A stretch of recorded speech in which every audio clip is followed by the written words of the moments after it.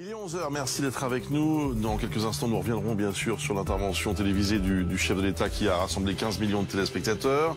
Mais d'abord, le fléau des rodéos urbains. À Brest, un homme a été poignardé dimanche pour avoir tenté de s'interposer et tenté d'interrompre un rodéo urbain en pleine rue. C'est ce qu'il affirme en tout cas. Une enquête a été ouverte par le parquet de Brest. Nous accueillons Denis Jacob qui est secrétaire général du syndicat Alternative Police. Bonjour. Bonjour Toussaint. Merci d'être avec nous. Avant de vous entendre, je voudrais qu'on regarde ensemble deux images qui sont assez symptomatiques et spectaculaires, il faut bien le dire. Échirolles d'abord, regardez. Ça, c'est un rodéo urbain dans un centre commercial. Mais là, bon, ça dépasse tout. Avec des gens qui sont là en famille, probablement, qui viennent faire des courses, des enfants. Et puis Bordeaux, ça c'était aussi il y a quelques jours, un automobiliste de 32 ans qui a perdu le contrôle de son véhicule lors d'une course de voiture sauvage, hein, c'est pas des motos, 13 blessés. Il a été mis en examen et vous avez également Saint-Herblain.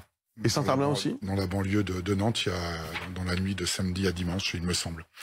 Pourquoi est-ce qu'on n'arrive pas à améliorer la lutte contre ces rodéos? Les rodéos urbains, c'est très compliqué à traiter. Il y a eu un renforcement de la législation. Vous savez, mon organisation syndicale Alternative Police CFDT a été auditionnée à l'Assemblée nationale en 2021. Nous avons porté des propositions. Malheureusement, toutes n'ont pas été retenues. Une qui a été retenue, c'est dès qu'on peut saisir les véhicules, c'est de les mettre à la destruction le plus rapidement possible. Le problème, c'est que la majorité de ces véhicules sont volés et qu'on ne peut pas détruire un véhicule sans qu'on ait identifié au préalable son réel propriétaire. C'est le premier point. Le deuxième point, nous avions porté la possibilité d'expérimenter en France la mesure de ce qu'on appelle la méthode tactique dite tampon, qui existe en Angleterre. Ça a été retoqué. Expliquez-nous en quelques mots de quoi il s'agit. En fait, en Angleterre, les véhicules de police vont au contact direct des deux roues pour les renverser. Alors c'est vrai qu'il y a une problématique de blessure de la personne qui se livre à ce rodéo.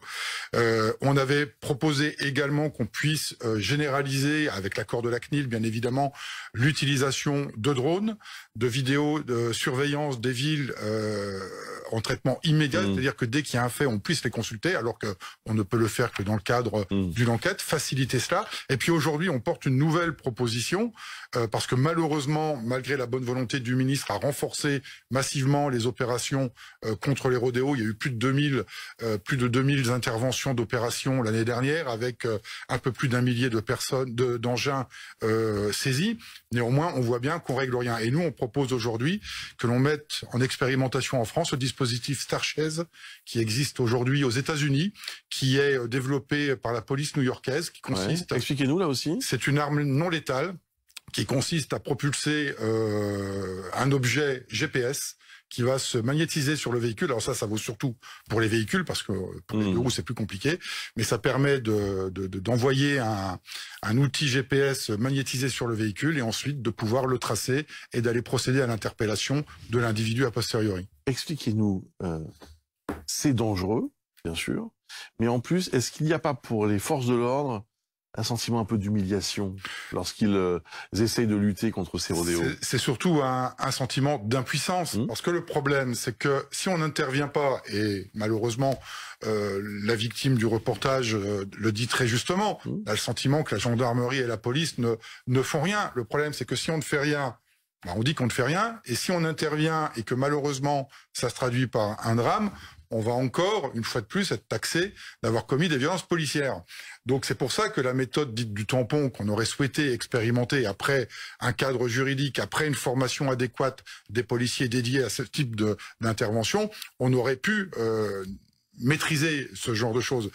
Nous, on part du principe qu'il faut neutraliser, interpeller et déférer auprès de la justice. Aujourd'hui, on ne le peut pas. Alors bien évidemment qu'on peut multiplier les opérations anti-rodéo autant de fois que l'on veut, et on fera de la prévention. Ça, c'est un fait, mais malheureusement, en termes de répression, c'est très compliqué aujourd'hui. Que dit la loi d'ailleurs? Il y a une loi de 2018? Oui, tout à fait. C'est ça. C'est ça. Alors, à minima, c'est 1 an d'emprisonnement et 15 000 € d'amende. Ça peut être naturellement beaucoup plus en fonction des circonstances et de la gravité des choses, et ça peut aller jusqu'à 5 ans d'emprisonnement et 75 000 € d'amende. Malheureusement, force est de constater que ce n'est pas encore assez dissuasif. Non, je pense que les pouvoirs publics et les législateurs doivent vraiment prendre ce sujet-là à bras le corps et puis apporter des réponses juridiques de répression pour y mettre un terme. Merci beaucoup, Denis Merci Jacob. Merci pour vos explications et nous suivons évidemment ces actes, notamment donc ce qui s'est passé à Brest avec ce témoignage qui était particulièrement émouvant il y a quelques instants.